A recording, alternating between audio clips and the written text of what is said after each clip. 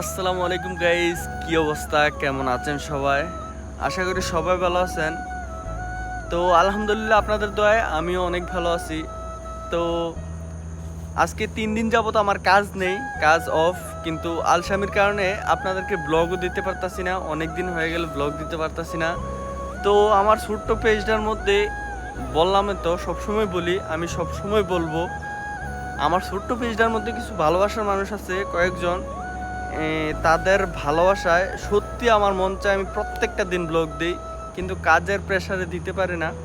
তো এখন ভিডিওটা করার একটাই উদ্দেশ্য, যে আজকে সন্ধ্যার সময় চেষ্টা করব একটা ছোট্ট ব্লগ দেওয়ার জন্য। আর আরেকটা বিষয় শেয়ার করার জন্য এখন ভিডিওটা চালু করলাম আমি। বিষয়টা হচ্ছে, ঈদের দিনে অনেক বড় একটা মসজিদে যাব ইনশাল্লাহ নামাজ পড়তে, যদি আল্লাহ হায়াতে বাঁচায় রাখে। তো ওই মসজিদটা মালয়েশিয়ার অনেক নামকরা একটা মসজিদ, শাহ আলমের সবচেয়ে বড় মসজিদ।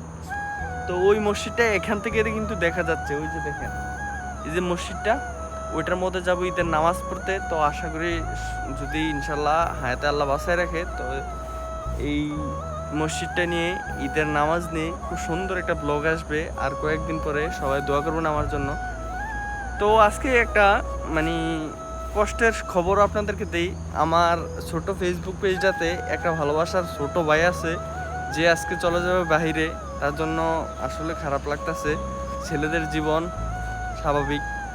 তো ভাইটার জন্য অনেক অনেক দোয়া রইল, সুন্দরভাবে যাক বিদেশের বাড়িতে, সুস্থ থাকুক, ভালো থাকুক, আল্লাহ তার মনটা টিকাই দিক বিদেশের বাড়িতে। আর আমার ওই ছোট্ট ভাইটার নাম হচ্ছে জিয়াম। জিয়াম ভাই, তোমার জন্য অনেক দোয়া রইল, শুভকামনা রইল, লাইফে ভালো কিছু করো। আসসালামু আলাইকুম।